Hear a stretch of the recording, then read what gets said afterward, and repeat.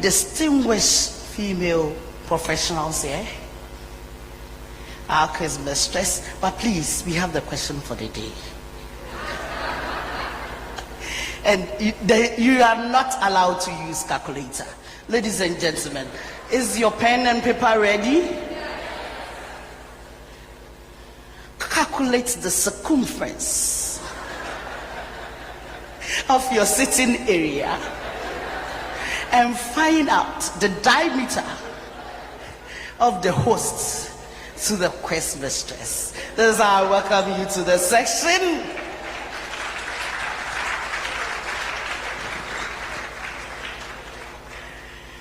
Prof, we will start with biology. As a female lecturer in the male-dominated field, engineering, how have you been able to navigate through this path? You see the biology in the question?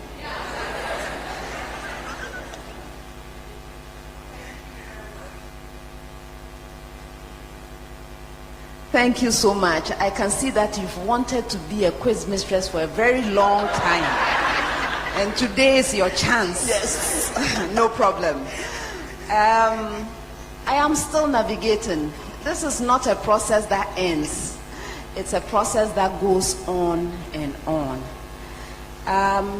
If you ask me how I've been able to do it, it's not because I have any magic potion hidden somewhere, but it's because I decided, it's a conscious decision, that this is what I love to do, this is what I want to do, and I am going to succeed. You see, that decision did not come about easily, but it's all of life's processes that led me to this place. And I always acknowledge my parents when I talk about things like this, for creating an environment that made it possible for me to even aspire to do these things. I come from a family where it did not matter whether you were male or female, you would work hard.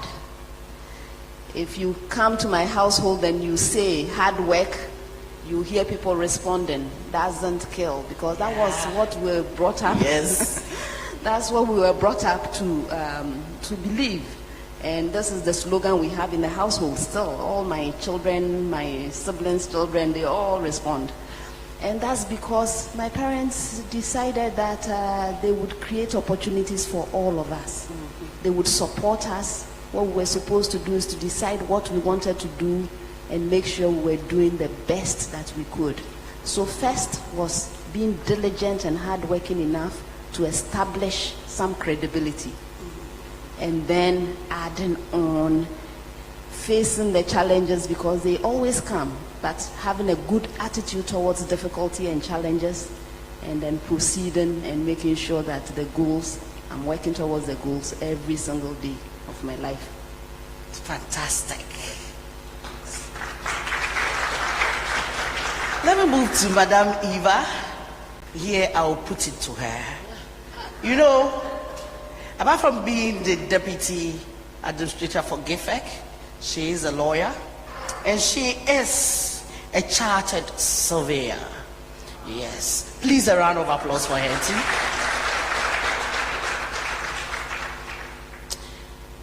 Yes, Madam Eva, we would also like to find out from you. You've been in the industry and as a professional working now in the IT. You've been a surveyor, a lawyer. We want to find out, within all these processes and within all this walk of life, what are some of the challenges that you have faced as a person, and also your colleagues who are also professionals? What are the challenges women are facing, and how can we help solve it? Thank you very much, Ohima. So I will start from a building block, because the challenges, they do not actually stand on their own.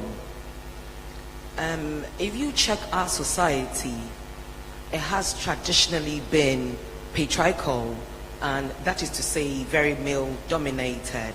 And for me, I think it has that has embedded belief in our system.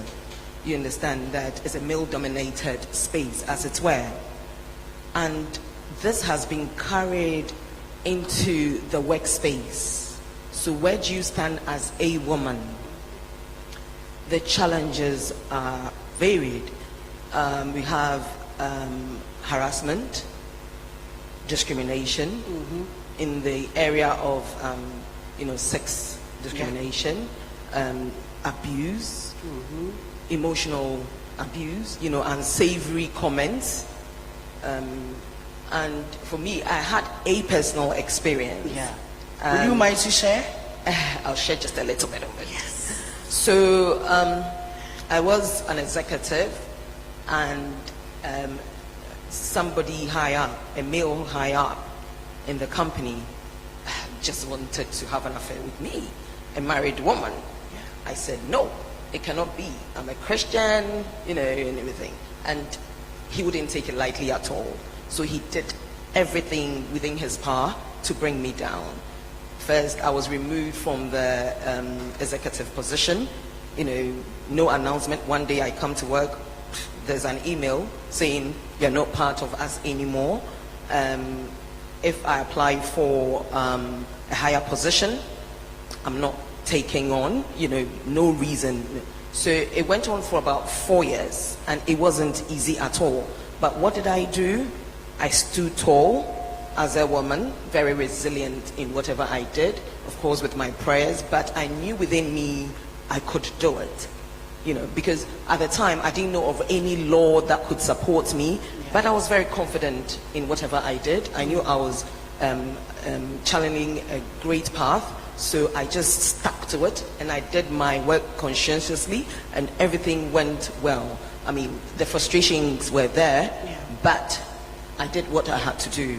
And for me, if you're a woman, and I know it's not easy at all, because the comments that would ensue from, this person, you go to his office and you just say so many things, and you'll be standing there as a woman, married woman.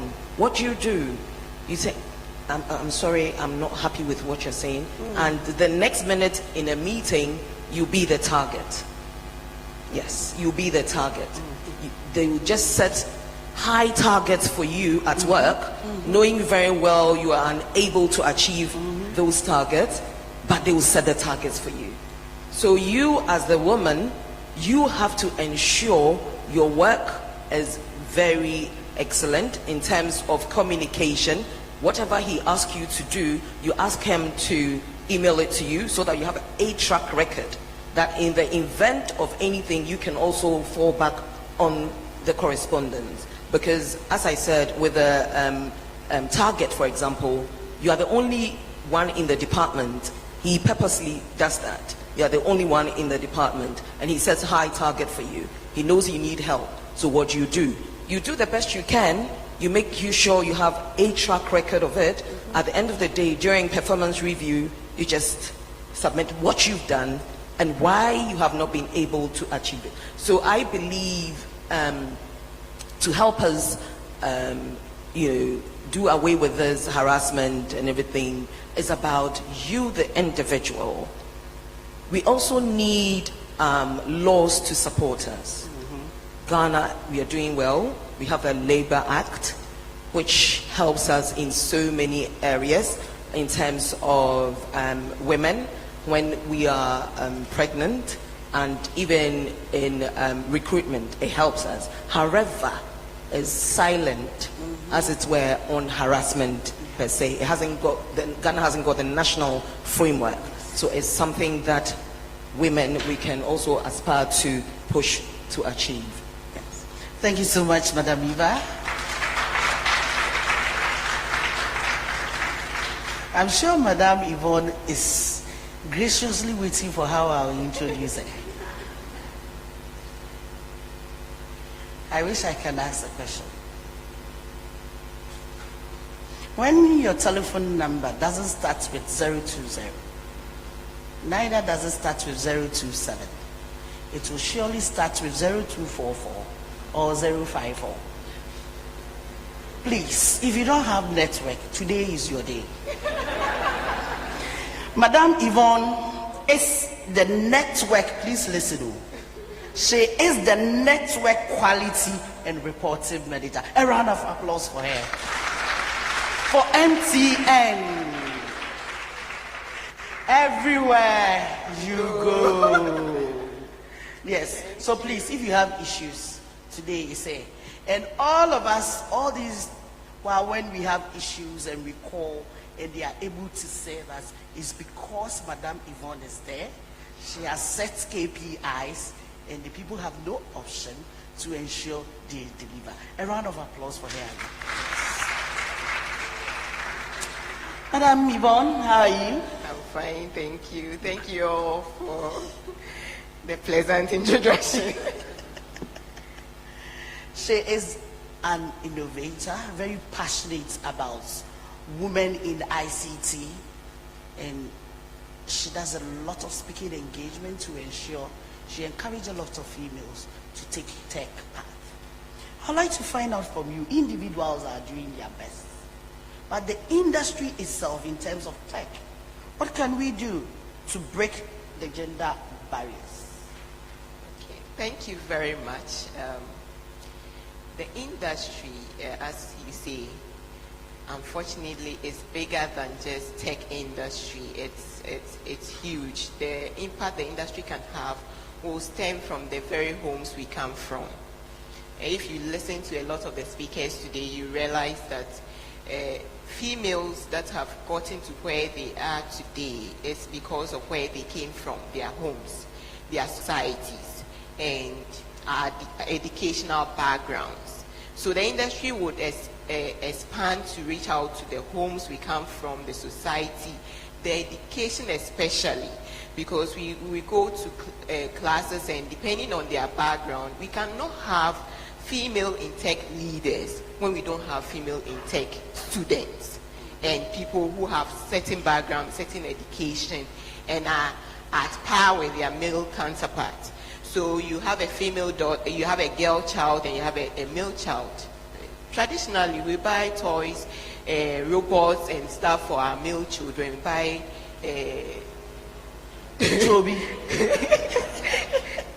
dolls for our females, because we have socialized them in a certain mindset that you should have softer skills, you should yearn for this area and that area. So I believe that we have to start as individuals, parents, grandmothers, aunties, and everything, to expose our females to that they can be whatever they want to be and whoever they want to be. And then when we get to the classroom, sometimes we need support from our teachers to inspire us that we can do it. Because you get to a classroom where you feel of, if you venture into the male-dominated area like I did some years back, I went to a female secondary school, all right, and I had all females around me, and I go to the university, and then I go into electrical engineering. And out of 200 students, about 15 of us are ladies. And the transition wasn't easy. The competitiveness of our male counterparts was something I had to get used to. With a lecturer who is supportive or whatever would make me take it much more easier, and with my male counterparts also being supportive will help me to be able to navigate the challenges that my earlier people have said. So I think that that's one. And then when it comes to the professional industry, also the same. In MTN currently, in my role, we are only 2 females in management and above. So in that space, when you come to technical, I'm not talking about the entire MTN, but the technical field where I sit, we are only 2. So it's something that we can do with the help of those who have gone ahead of us. And in my position, I set out, like she said, I try to talk to other young girls and encourage them that it's something we can do. It's just a mindset. They say we are the best programmers, and it's true. We are methodical, and we are we take things step by step, and that's what is required in the technical field. So it's just the prejudice that we cannot do it that makes us look down on ourselves and measure ourselves short of what we can do. So I think that with all these that is going on now, like we are having a forum like this, today is a pioneer session to have this thing. As we continue, a lot of us would have those biases removed from us, and we would be able to do whatever we want to be and whoever we want to be. Thank you so much. Thank you, thank you, thank you, thank you. Prof. Yes.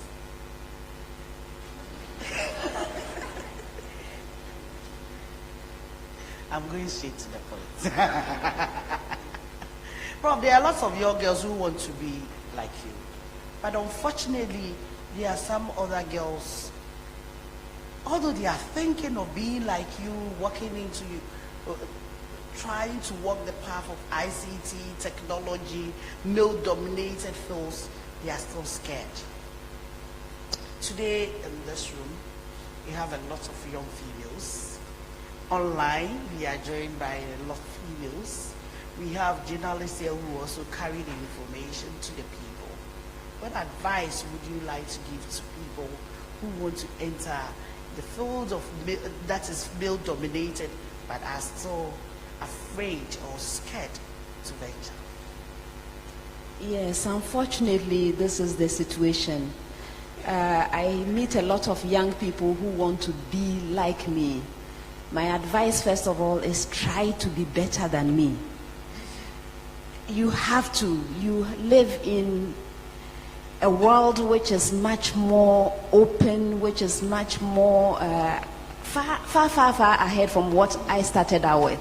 And so if you have all these opportunities, we talked about digital skills earlier on, you have all of these available to you. Your target should not be where I am. You should be going even further. The other thing also is our fear comes from listening too much to other people and not to ourselves. So we look around us and we see there are very few women doing this, it's male dominated, and for that reason I may not be able to do it. Then you hear the negative talk, oh, this is not for you, you should like this better, and so you listen to that. Please, if you are listening to me today, try to listen more to yourself. What is within you? I've stopped asking people, what do you want to be? I ask them, what problem in the world do you want to solve? Where do you want to make your contribution? When you have figured that out, now take the steps that are necessary. Do not look too much around you. These are distractions. Please, decide what success looks like to you. If that is what will make you feel fulfilled, go for it. Go for it. The world is changing. Please, do not limit your own self by negative self-talk. Positive attitude. Get the support you need. Sometimes we need a support system as well. People who will be there for us to support us on our journey. It's not a good idea to reinvent the wheel. My sister shared her story. She has shared ways in which she dealt with it. Learn from those who have been before you, those who have experienced similar things. Don't start from zero, because you can stand on something and move faster. So there's a lot that you can do. Do not lose hope. Speak to yourself. Every morning I tell my people, look in the mirror and tell yourself, I am capable. I have that goal, that big dream, that vision that I have. I am going to work every day towards it. I'm going to invest in myself. It's very important. You must invest in yourself. Invest in myself. I will get the people and the resources to support me, and I will succeed in what I choose to do. Please, do not get distracted. Yes, a lot of the time we don't venture into those areas because we don't have the examples. But you will find people, by all means. If you don't find anyone, be the one to go there and pull others along with you.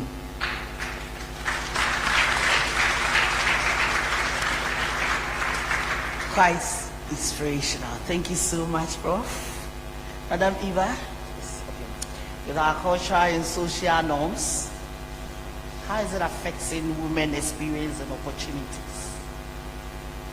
Okay, so as you said, rightly stated, I've been in industry for quite some time, and what I realized was the gender biases in terms of even pay, gender pay gap, in terms of promotion, in terms of even the work environment that is created for women. Women, as we know, we get pregnant. Coming to work is an issue sometimes, and your boss will frown upon that. Where does that leave you? You get to give birth, maternity leave, your baby is still 3 months old, you have to come back to work. Your body has not even gotten over the shock yet of pregnancy and the aftermath of it. You come to work, you're still breastfeeding. You are all over the place. But women, we are not set different targets. Are we set different targets? Never. Same targets as men. Yes. Our pay is much lower. Time to come to work, same time. So women, we are all over the place, always playing a catch-up. When baby has to go to hospital, thank you, woman. You understand? And men should appreciate this, men bosses, male bosses, if I should say, because in the Bible, in Exodus 2:9, when Moses was being handed over to his own sister Miriam by Pharaoh's daughter, the daughter actually charged her to keep her safe. Why didn't she call a man? So it's from that basis. We are the primary caregivers. So men, give us a break. We train you up, we bring you up to become who you really are. If we don't give you the best, how can you be what you are today? So, and when you come back from maternity leave, they expect you to run with it. You know, they've given you the mandate, they've given you your targets, but you are still not well. You are struggling. But you have to be paid, so you work.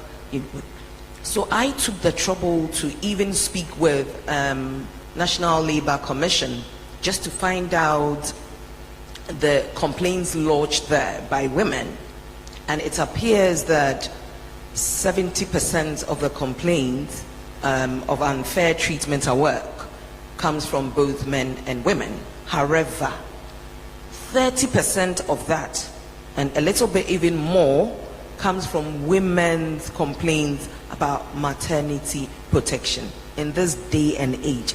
And we are talking about figures from just last year. Why in this day and age? So these are some of the cultural things that we are going through as women. And unless we educate people, sensitization, you know, and policies at work. Policies at workplace to bridge that gender pay gap. Policies at workplace against discrimination at work, harassment at work. We are not going to go anywhere. We need that. Thank you so much, Madam Effah.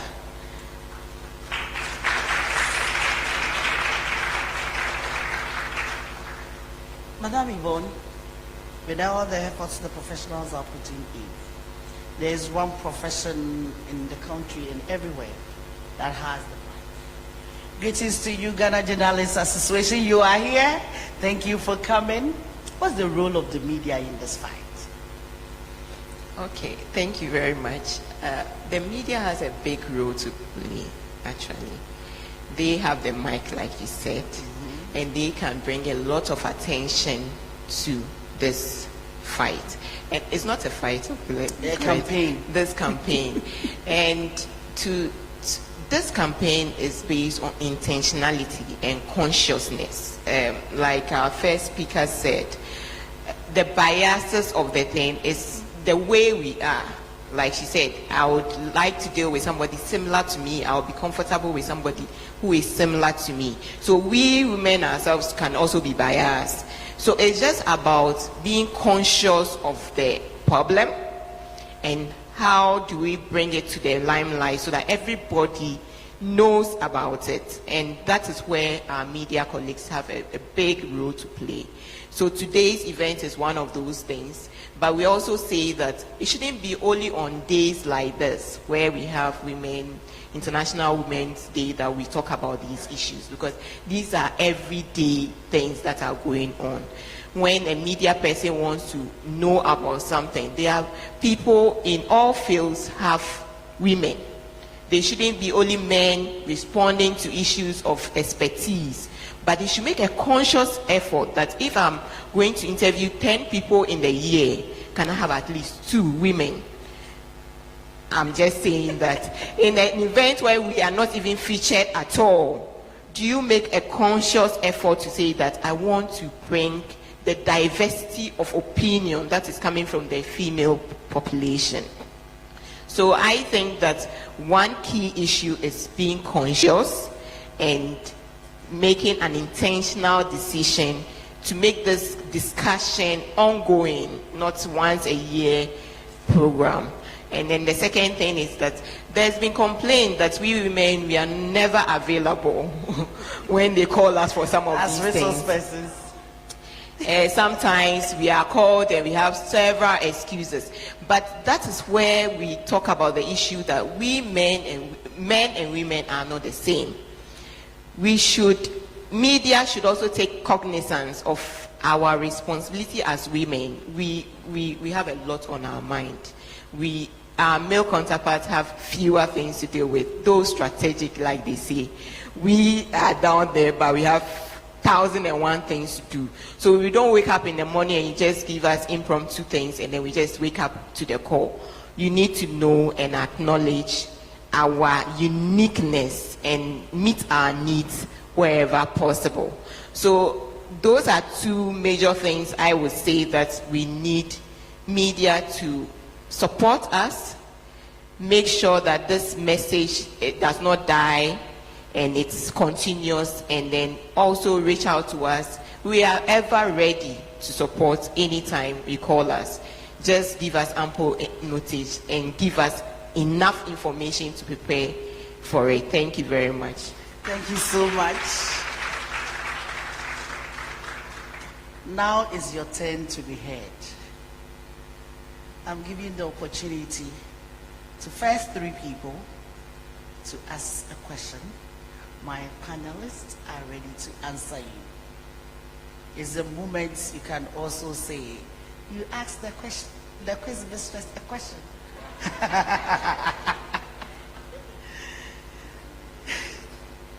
Any question from my audience? Yes, madam, please come. I will encourage you to come forward, please. Okay, let me come over to you so that, madam, you can have your microphone. I'll join them.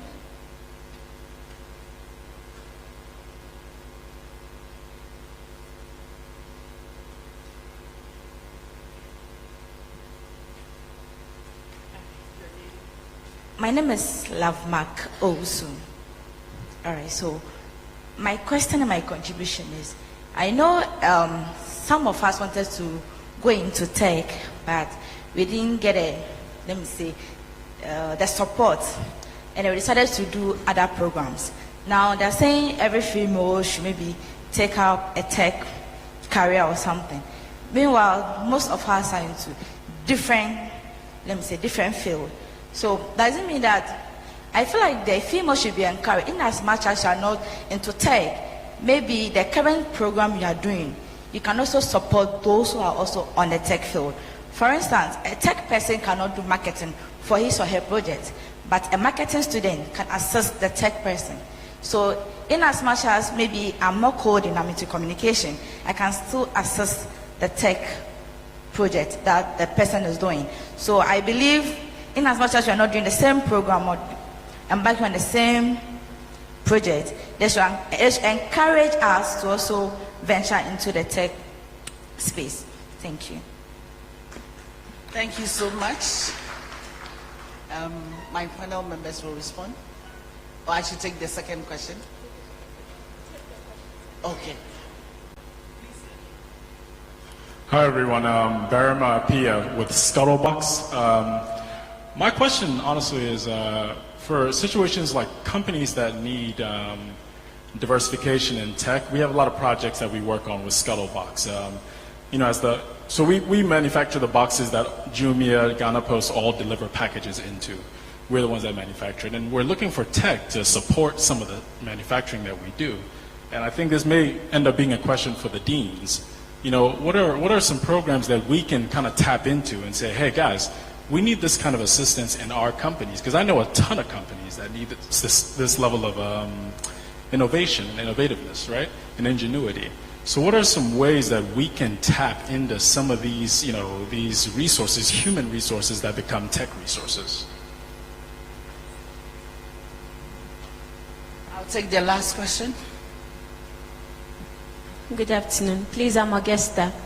Okay, so I don't know if it's a question, but I will start by saying, whatever we are doing now, I think we, one way or the other, were influenced by our parents, society, peers, or by our own selves. So I think who you are today is about your interest. So if you don't have interest, you don't know what you're doing. So if I say I am a cybersecurity enthusiast, so for 5 years now I've been reading about cybersecurity because we are in a digitized world now and we are more prone to attacks. Okay. So now you research, you say, okay, there are more opportunities in this field, this cybersecurity thing. Okay. I find it interesting and it is something that I can do. Now I start to pursue it. So I think we should be preaching more about interest. So if it is not there, you don't know what you are doing. That's it. Thank you. Thank you. I'll take my last question. What do I say my last question? Thank you. So I'm much interested in our young ones because I'm actually in the field of training kids from the ages of 6 years upwards. And we've been preaching coding, computer programming. Is there any program or something that would give them the opportunity to actually study people like you who are already in the field so that they have a hands-on experience? It's not just about learning the concepts and then coming out with projects, but being able to understudy people like you who've already made it in the field so they have a practical idea of what they can do with the experiences or the skills that they are gaining. Thank you very much. Thank you.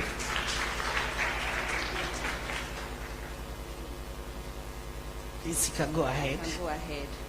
All right. Let me start with the gentleman.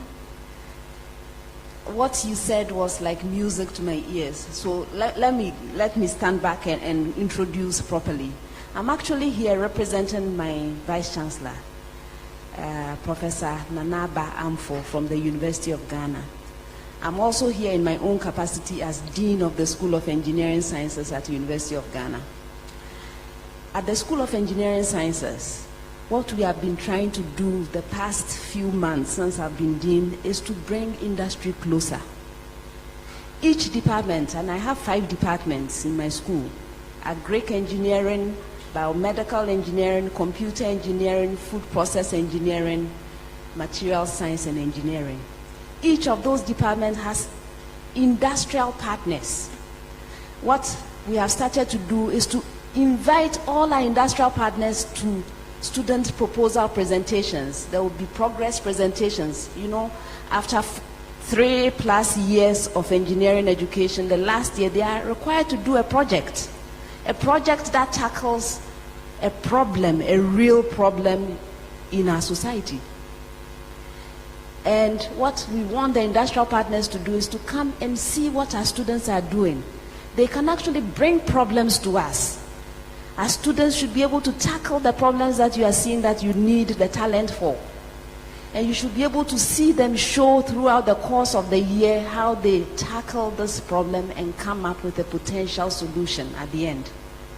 We want you to be part of it. I have been inviting industry to come and adopt courses. So depending on what you are doing, you can look at the profile of courses that we offer in these 5 departments and decide that this is the course where I want to come and make an impact. So I am bringing a practical problem to this course.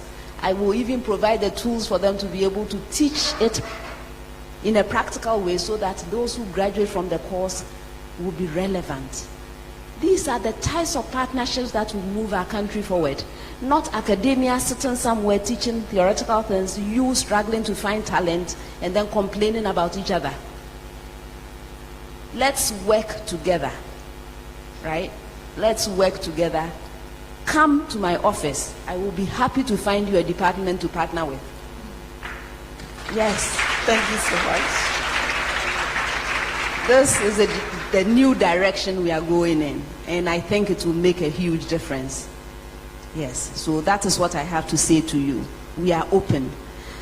The young lady that started with the questions, first thing is these tools, and you heard my colleague, Engineer Dr. Ejepon, talking about digital competencies. She talked about the literacy, the communication, problem solving, right? The digital things you are talking about, you don't need to go sit in a class and get a degree in it before you can use. It's supposed to be so common that we are all using these digital competencies to make our work better and easier.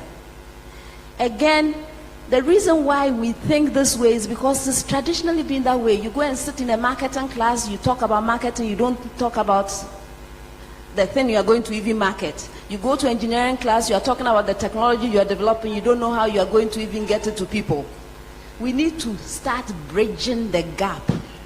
It should be possible, the final year project I mentioned before, it should be possible for different teams of students to be working across a university to solve a big, important problem, so that we don't see ourselves as in these silos where we don't speak to each other. Somebody else gave me a question. Okay. The third one was a comment. Yes. Mm-hmm. I think the other question was for the kids. Yes, I take that as a suggestion to all of us. Okay, I will try and answer that one about the coding. Yes. That is, you do training, you actually conduct training for the young ones. Is that it? But yeah, she does training for the young ones, and she would like to know if there is an opportunity for us to bring it closer, and it's like continuously, because hers is a training, so once a while. So right. If it's continuously for the kids. Okay, so the reason why I said I'll try and attempt an answer is because GIFEC, as they put up there, I work for GIFEC, which is the Ghana Investment Fund for Electronic Communications. We are the implementing agency under the Ministry of Communications and Digitalization. And our core mandate is to give universal access to the unserved and the underserved in our society. So one of our main projects that we do is cyber labs and training as well. And the training, we have some for, we have coding for the young ones, and we do coding in the rural areas. That is, we offer ICT training in the rural areas.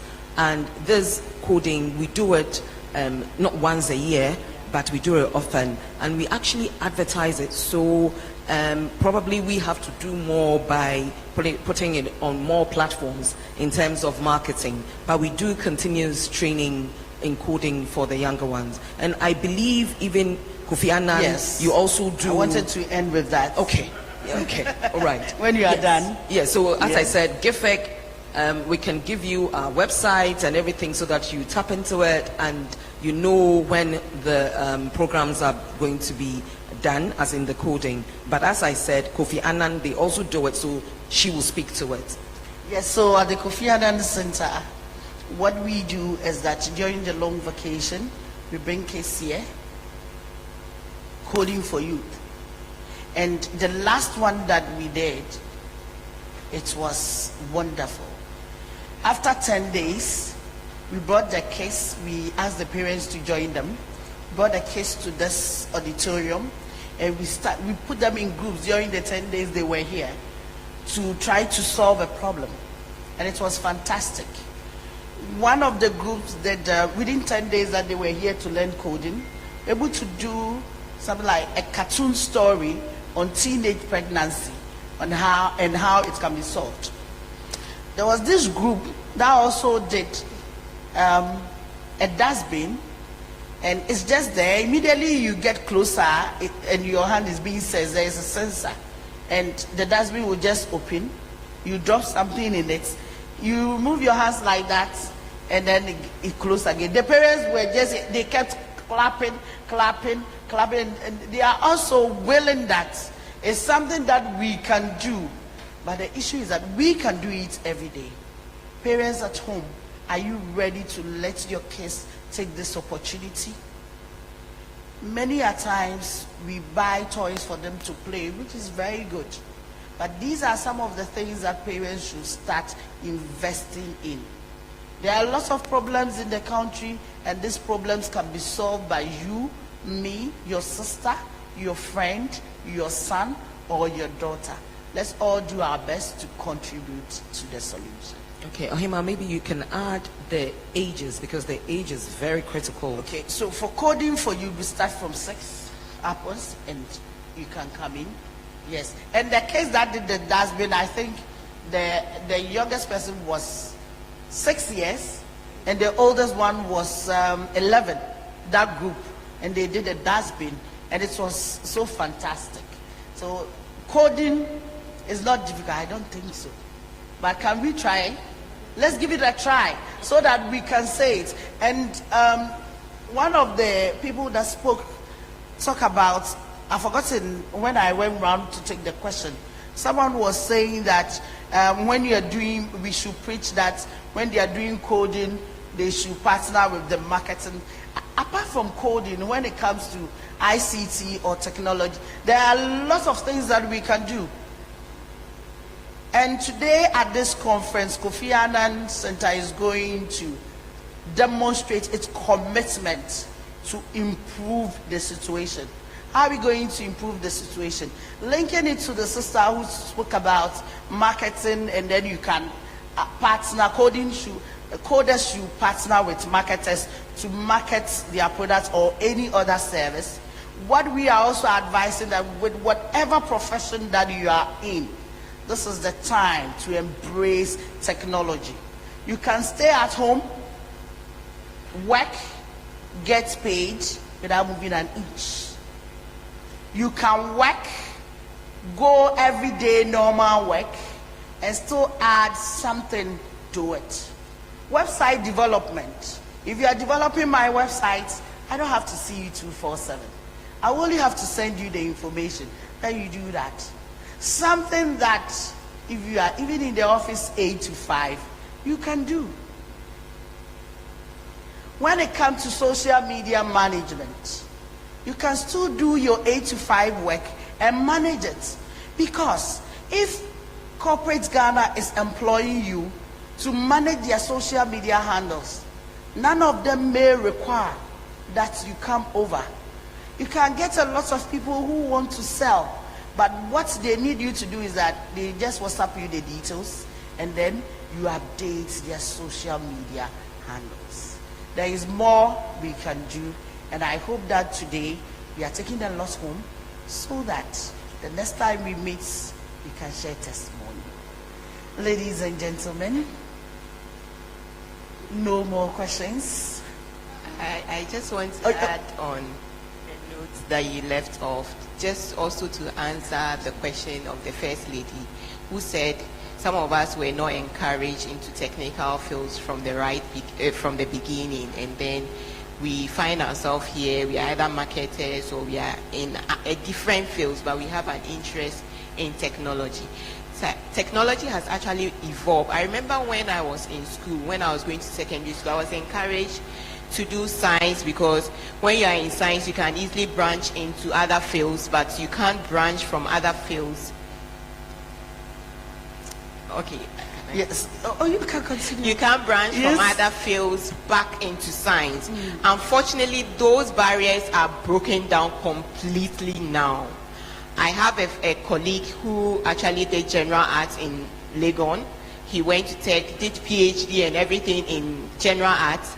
And now he finds himself in Canada, where he's working from home, and he's doing data science and data analytics, technology based, working completely from the home, like she rightfully said. So now those barriers are totally gone. Technology is a language. Just learn it and communicate with it. Thank you. Thank you so much. Madam, if I want to ask something. Okay. So we are talking about resilience. And I just want to let everyone know that resilience starts from you, the individual. You should have a voice, because change starts with you, the individual. You should have a voice. And it is said that resilience is knowing that you are the only one who has the power and the responsibility to make a change or to pick yourself up. So this goes to all our girls here. Don't let anybody bring you down. Resilience is with you. Change starts with you. Your voice is yours, and you have to make it heard.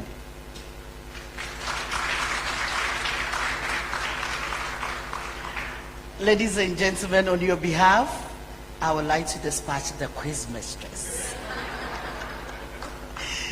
No more question of the day. Thank you so much, Prof. Thank you, Madam. And thank you to